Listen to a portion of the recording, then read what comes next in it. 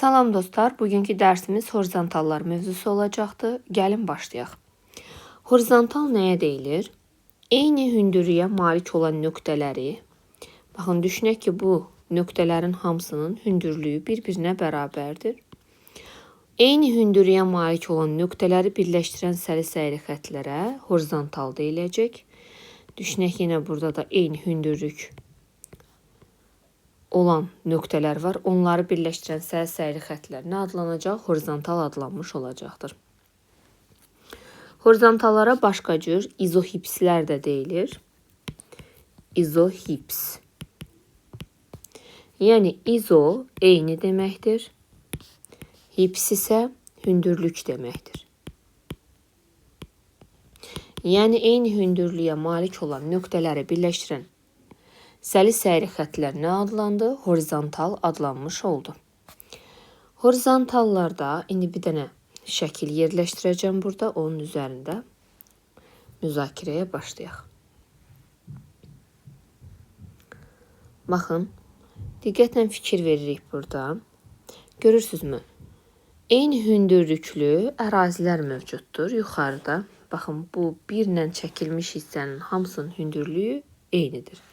Və onları perpendikulyar şəkildə aşağıya köçürdüblər və o nöqtələri birləşdirən xətt, baxın, bu horizontalı əmələ gətirmiş olacaq. Sonra digər ikinci nöqtəyə baxıram, buradan da ikinci. İkinci horizontalda əmələ gətirən, baxın, bu xətt olmuş olacaqdır.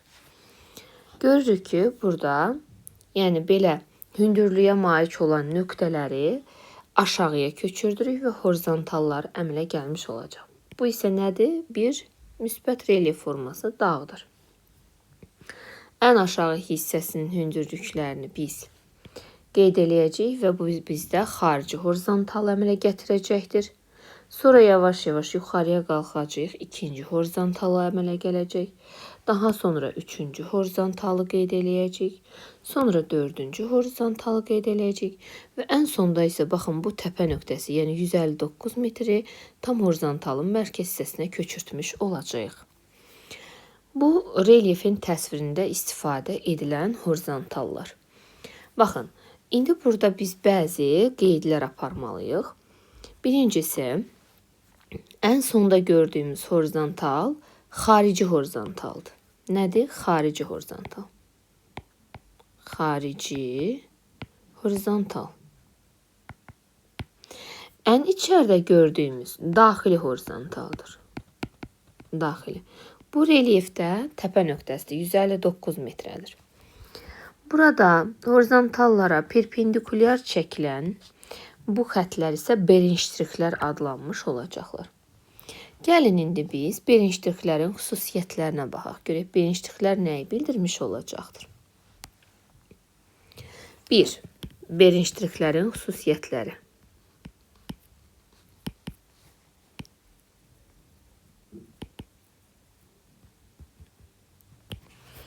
Baxın, relyefin dağ ya da çökəklik olduğunu bildirir.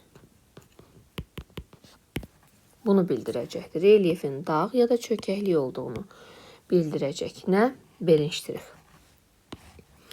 İkincisi, relyefin təsvirində istifadə edilərkən horizontallara perpendikulyar çəkiləcək. Perpendikulyar. Perpendikulyar, yəni 90 dərəcə bucaq altında kəsəcək. Məsələn, tutaq bu bir horizontaldır. Bu da bir berinştrikdir. Baxın, görün, neçə dərəcə bucaqla kəsir? 90 dərəcə. Yəni perpendikulyar berinştriklə 90 dərəcə, yəni horizontal kəsişmiş olacaqdır. Daha sonra səth sularının axın istiqamətini bildirir. Səth sularının axın istiqaməti. Məsələn, baxın, 2 dənə horizontal sxemi tərtib eləyəcəm burada, hal-hazırda. Əgər berinştriklər çölə doğrudursa da, biz bu relyef formasına dağ, müsbət relyef forması deyəcəyik. Lakin içəriyə doğrudursa da, bu relyef forması nə adlanacaq? Çökəklik. mənfi relyef forması ola bilər. Yəni çökək ərazi ola bilər. Şərt o deyil ki, mənfi relyef forması olsun, amma çökəklik olmuş olacaqdır. Daha sonra qeyd eləyək ki, dağlıq ərazilərdə səth sularının axın istiqaməti mərkəzdən kənara doğru olacaqdır. Baxın, düşünün, bu dağdır. Dağdır. Dağda necə axacaq? Yağış yağır. Buradan mərkəzdən kənara doğru sular axacaq. Amma indi isə düşünək ki, bu çökəkliyi, çökəklikdə necə olacaqdır? Kənardan mərkəzə doğru axacaq. Bençliklər səth suyunun axın istiqamətini göstərdi. Baxın, bu şəklin üzərində də baxsaq. Baxın, səth suları dağlıq ərazidə mərkəzdən kənara doğru, amma düzənlik ərazilərdə isə, çökəklik ərazilərdə isə kənardan mərkəzə doğru axmış olacaqdır. Bençliklərin xüsusiyyətləri belə. Daha sonra keçirik indi horizontallar üzərində hesablamalar necə aparılacaq?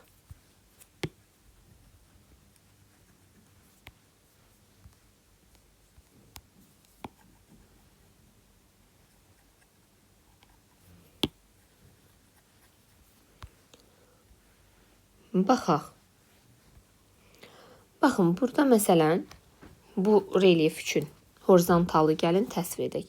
Həm bunun çökəklik versiyasını, həm də dağ versiyasını təsvir edeyim və mərkəzinə 159 yazım. Başlayayım. 1, 2, 3. Eynən 1, 2, 3.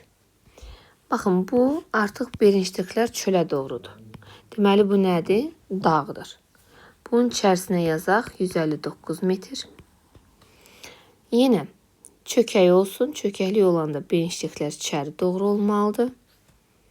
Və bunun da içərisinə yenə 159 metr yazım. Və deyim ki, kəsmə yüksəkliyi bərabərdir 10-a.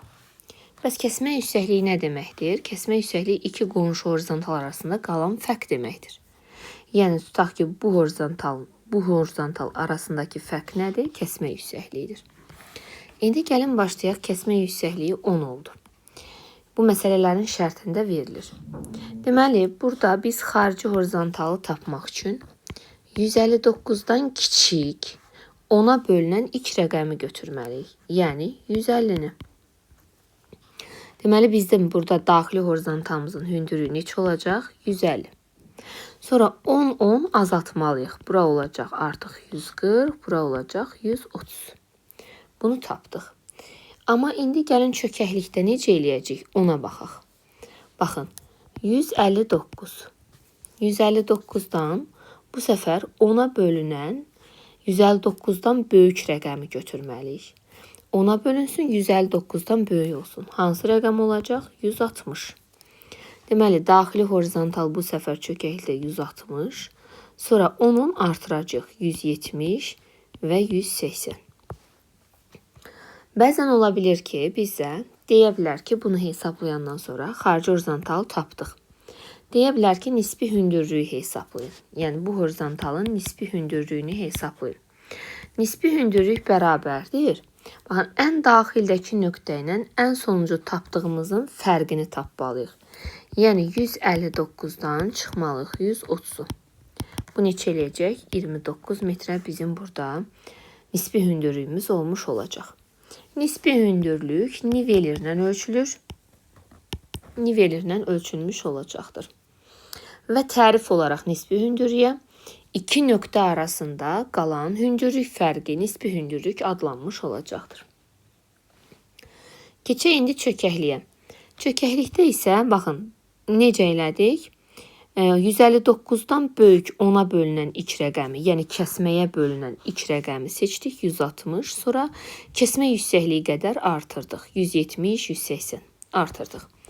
Burada isə deyə bilər ki, bizə çökəkliyin dərinliyini tapın. Dərinliyi tapanda nə edəcəyik? Dərinliyi tapmaq üçün ən sonuncu aldığımız 180 oldu. Ondan ən daxildəki 159-u çıxmalıyıq. Bu da neçə eləyəcəkdir? 21 metr eləmiş olacaqdır. 21 metr bizim burada nəyimiz olacaqdır? Dərinliyimiz, yəni çökəkliyin dərinliyi olmuş olacaq. Baxın, bu cür tiplərdə çökəklikdə sadəcə olaraq daxildəki rəqəmdən böyük kəsməyə bölünən ilk ədədi biz daxili horizontal kimi qeyd edəcəyik və sonra kəsmə yüksəkliyi qədər artıraraq sonuncu xarici horizontal tapacağıq. Amma dağda isə daxildəki rəqəmdən kiçik kəsməyə bölünən ilk rəqəmi daxili horizontal kimi qəbul edəcəyik. Daha sonra isə xarici horizontalı tapmaq üçün kəsmə yüksəkliyi qədər azalda getmiş olacağıq.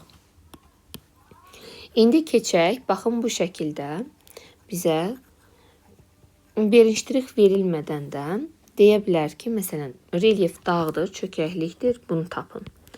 Baxın, belə yazırıq. Məsələn, baxıram ki, buraya yazılıbdır 30. Buraya yazılıbdır 50. Görürükmü, rəqəmlər içəriyə doğru artdı. Yəni, yuxarıya doğru artdı. Deməli, bu relyef nədir? Dağdır. Amma çökəklik olsa, bu rəqəmlər tərsinə durar. Yəni, bura 50 olar, içəri 30 olar. Görürmü, bu səfər rəqəmlər xaricə doğru artır. Deməli, bu nədir? Çökəklikdir. Çökəklik relyef forması təsvir edilmişdir. Daha sonra, əgər horizontallar bir-birlərinə çox sıx keçərlərsə, onun sıx keçən tərəfində, baxın, bu cənub hissəsini çox sıx keçirməyə çalışıram. Baxın, horizontallar bir-birlərinə çox sıx keçərlərsə, aradakı məsafə, yəni horizontallar arasındakı məsafə azalır. Amma horizontallar bir-birlərindən çox aralı keçərsə, yəni meyillilik az olarsa, o zaman horizontallar arasındakı məsafə artır. Baxın, horizontallar arasındakı məsafə azalacaq, o zaman ki, həmin yerdə yamaç çox dikdir, çox meyillidir. Meyillilik çoxdur. Amma horizontallar arasında məsafə artdıqca burada meyillilik nə edəcək? Azalmış olacaqdır. Bəli. İndi gəlin baxaq. Burada meyilliliklə bağlı bizim bir düsturumuz var və meyillilik bizə ən çox yamacın meyilliliyini hesablamaqdan ötürü bizə lazım olur. Məsələn, yol çəkilişlərində, xüsusən də məsələn, hansı ərazilərdən dəmir yolları çəkilə bilər, hardan avtomobil yolları çəkilə bilər. Bir sözlə, geodeziya işlərində çox bizə lazım olacaq meyilliliyin hesablanması. Relyefin meyilliliyini hesablamaq. Biz meyillilik düsturundan istifadə edəcəyik. Meyillilik bərabərdir. İki nöqtə arasındakı fərq, yəni tutaq ki, nöqtəmizin biri A olsun, digəri B olsun. İki nöqtə arasındakı fərqi biz bölməliyik məsafəyə. Bu olacaq bizim meyilliliyimiz. Meyilliliyimizi tapmaqdan ötürü nə etməli olduq biz? Meyillilik bərabər oldu. İki nöqtə arasındakı fərqi bölməliyik məsafəyə. Bu zaman meyilliliyi tapacağıq. Amma desək ki, bu meyilliliyi siz faizlə əvəzləyin. Meyillilik faizlə olarsa da, o zaman biz eynən düsturu olduğu kimi yazırıq. Açıq B, iki nöqtə arasındakı fərq bölünsün məsafə. Amma faizlə ifadə et deyəndə 100-ə vurmalıyıq. Faizlə ifadə et. Deməli, faizlə ifadə et desə neçə vurmaq lazımdır düsturu? 100-ə vurmaq lazımdır. Yəni, iki nöqtə arasındakı fərqi tapırıq, bölük məsafəyə və vururuq 100-ə. Bu zaman biz meyilliliyi nə ilə əvəzləyirik? Faizlə əvəzləmiş oluruq. Yəni, faizlə ifadə etmiş oluruq. Daha sonra keçək. Bu səfər desin ki, meyilliliyi promillə ifadə edin. İki nöqtə arasındakı fərq açıq B bölünsün məsafə vurulsun 1000 promilə. Bu zamanda biz promillə ifadə etmiş olacağıq. Yəni, hamısını qeyd etdik. Meyillilik məsələsi. Meyillilik necə tapılacaq? İki nöqtə arasında fərq bölünsün məsafə. Meyillilik necə faizlə əvəzlənəcək? 2 nöqtə arasındakı fərq bölünsün məsafə vurulsun 100. Meyillilik necə promillə əvəzlənəcək? 2 nöqtə arasındakı fərq bölünsün məsafə vurulsun 1000 olaraq belə yazmış olacaq. Daha sonra burada qeyd eləyəcəyik ki, biz bir qaydada qeyd eləyək. Bunları təmizləyək. Əgər bizdə horizontal verilsə, horizontalın daxilində mənfi ədəd olarsa, məsələn, bura mənfi 7 olsun. Kəsmə yüksəkliyini də bizə versin 10. Və bu çökəklik təsvir olunmuş olsun. Desin ki, məsələn, buradakı xarici horizontalı tapın. X nöqtəsinin hündürlüyünü tapın. Nə etməliyik? Daxildəki ədəd mənfidir. Kəsmə yüksəkliyinə bölünməyəcək. Ona görə daxili horizontalın hündürlüyü 0 metr qəbul olunacaqdır. Daha sonra 10 və 20 bu şəkildə artıracağıq. Yəni, gördüyümüz kimi, baxın, mənfi 7 və onun müsbət tayı, yəni müsbət 7 arasında kəsmə yüksəkliyinə bölünən hər hansısa bir rəqəm yoxdur. Bu zaman daxili horizontal necə qəbul olunacaq? 0 metr qəbul olunmuş olacaq. Daha sonra kəsmə yüksəkliyi qədər artıracağıq və biz tapacağıq xarici horizontalı. Bu səfər yenə bizə dərinlik deyərsə nə etməliyik? 20-dən çıxacağıq mənfi 7-ni. Bu da eləyəcək 27 metr bizim dərinliyimiz. Buna aid olan topluda bir məsələ nümunəsi var. Ona gəlin baxaq. Mənfi ədəd olanda nə etməliyik? Baxaq bu 137 nömrəli test tapşırığına. Baxın, deyir ki, burada kəsmə yüksəkliyi 200-dür, düzdür, 200 metrdir. A nöqtəsinin mütləq hündürlüyünü biz tapmalıyıq. Görürsünüz, burada mənfi 150 yazılıbdır. Mənfi 150 və müsbət 150 arasında 200-ə bölünən tam bir ədəd yoxdur. Ona görə daxili horizontal 0 metr qəbul olunur və A nöqtəsinin hündürlüyü isə 200 metr olacaq. Yəni, kəsmə yüksəkliyi qədər artırmış olacaq. Belə. Daha sonra keçək dərsimizin davamına.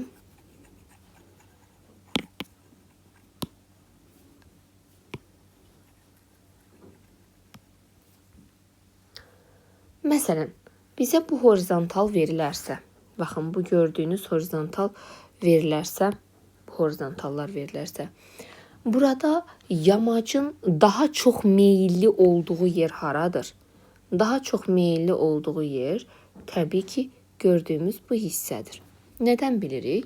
Çünki burada horizontallar bir-birlərinə çox sıx keçibdir. Deməli, burada relyef çox dikdir. Yamac sıldırımlıdır.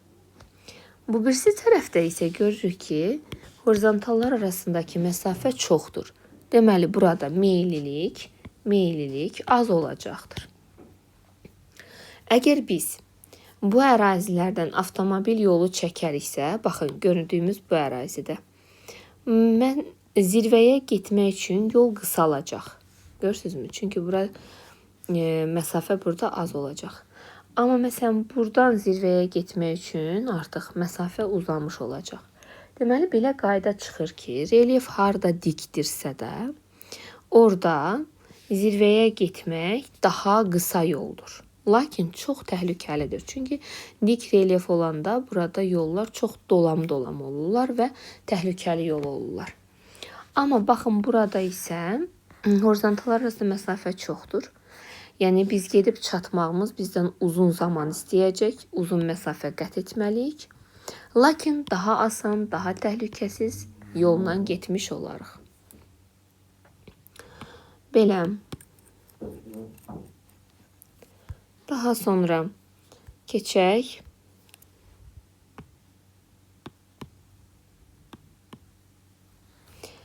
nisbi və mütləq hündürlük anlayışlarına.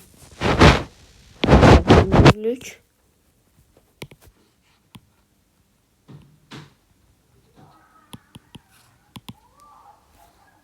mütləq hündürlük nəyə deyilir? Mütləq hündürlük o okean ya da dəniz səviyyəsindən olan hündürlük mütləq hündürlük hesab olunacaq. Okean ya da dəniz səviyyəsi 0 metr qəbul olunmuşdur. Yəni gördüyümüz kimi xəttdə ya dəniz ya da baxın burada okean səviyyəsi yazılmış olacaq. Okean səviyyəsindən yuxarıda qalan hər bir hündürlük həmin ərazinin mütləq hündürlüyü hesab olunur. Mütləq hündürlük barometrlə təyin edilmiş olacaqdır. Respublikamızda mütləq hündürlük Baltik dənizindən hesablanır. Baltik dənizində hesablanmasının səbəbi, məsələn, niyə Xəzərdən hesablanmır? Çünki Xəzər özü -27 metr okean səviyyəsindən aşağıda yerləşir. Ona görə biz Baltikdən hesablayırıq. Amma bəzi Avropa ölkələri var ki, onlar Aralıq dənizindən, Şimal dənizindən neyniyəcəklər? Mütləq hündürlüyü hesablamış olacaqlar. Tutaq ki, indi 2 dənə nöqtəmiz var. Baxın, bu dağımız olsun 8848 metr okean səviyyəsindən hündürdə qalan Everest Jomolungma zirvəsi. Digər bir də dağ çəkək. Bu dağda olsun respublikamızın ən hündür zirvəsi Bazardüzü 4466 metr. Deyirik ki, baxın, bu Bazardüzünün mütləq hündürlüyüdür 4466. 8848 isə Himalay dağları Everest zirvəsindən hündür yeridir. Amma desəm ki, bu iki nöqtə arasındakı fərq nə qədərdir? O zaman biz onda nisbi hündürlüyü demiş olarıq. Yəni iki nöqtə arasındakı fərq nəyə bərabər olur? Nisbi hündürlüyə və nisbi hündürlük nivelir vasitəsilə ölçülmüş olacaqdır. Mütləq və nisbi hündürlük haqqında bu qədər.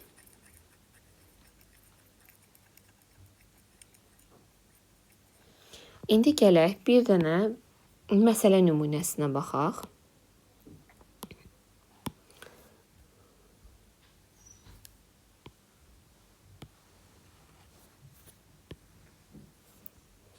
Məsələn bunu. Baxın, bizə dedi ki, dəniz səviyyəsi. Görürük bu dənizi. Dəniz səviyyəsi dedisə də burada artıq hündürlük neçə metrdir? 0.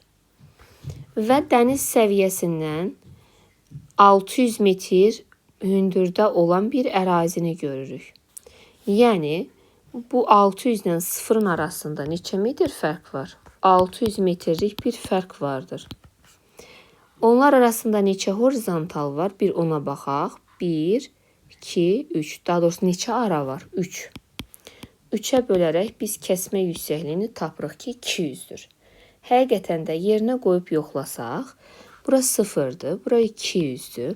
200 artırsaq, bura 400-dür və gördüyümüz kimi burada 600 olubdur. Buraya qeyd olunub. İndi deyir ki, bizə, bəs hansıların üzərindədir? Ya da hansı horizontalların arasındadır? Eyni qaydanı bu tərəfə tətbiq edəcəyik. 0, 200 artırmalıq 200, 400, 600, 800. Baxın, A hansının arasına düşdü? 600 və 400-ün. Deməli, A nöqtəsi 400 və 600-ün arasında yerləşirmiş. Daha sonra belə bir test nümunələrimiz ola bilər. Məsələn,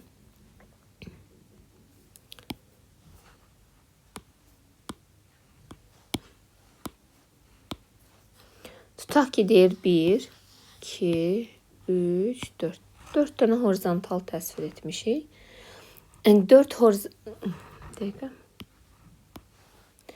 1, 2, 3, 4. 4 horizontal var. 4 horizontal varsa neçə ara var? Baxın, 1, 2, 3 ara var. Deməli, horizontal sayı bərabərdir. Horizontal sayı bərabərdir. 1, 2, 3. 3 ara, yəni ara sayı plus 1-ə bərabərdir. Deməli, mən deyirəm 5 horizontal var, deməli 4 dənə ara vardır. Yəni, ara sayının üzərinə 1 əlavə eləyəndə biz nəyi tapırıq? Horizontalı tapmış oluruq. Həqiqətən də görürük, baxın 1, 2, 3, 4. 4 dənə horizontal çəkilib. Amma 4 horizontalda neçə dənə ara sayı var? 1, 2, 3 ara sayı vardır. Bu qaydanı da yadımızda saxlayırıq ki, horizontal sayı bərabərdir ara sayı üstə gəlinsin 1. Belə. Daha sonra belə bir misallarımız ola bilər. Çəkilib təsvir edilibdir horizontal. Bizə deyir ki, horizontalda baxın, burada verilib 120. Burada verilib 150. Daxili horizontal 150-dir, xarici 120-dir. Kəsmə yüksəkliyini biz tapmalıyıq. Neynəməliyik? 150-dən 120-ni çıxmalıyıq. Eləyir 30. Və ara sayına bölməliyik. Neçə ara var? 1, 2, 3. 30-u bölək 3-ə neçə eləyəcək? 10. Kəsmə yüksəkliyini nə qədər tapdıq? 10 metrə. İndi baxaq. 120 buradırsa da. Bura 10 artırmalıyıq. Neçə olacaqdır? 130 və bura 140. Həqiqətən də görək daxili ilə alındı. Bu şəkildə yerinə qoyaraqdan tapacağıq. Bunların qaydası bu şəkildə olacaqdır. Ümid edirəm ki, horizontallarla bağlı qaranlıq qalan hər hansısa bir məqam olmadı. Əgər hər hansısa bir sualınız olarsa da, buyurub şərh bölməsində qeyd edə bilərsiniz. Sağ olun, sağlıqla qalın.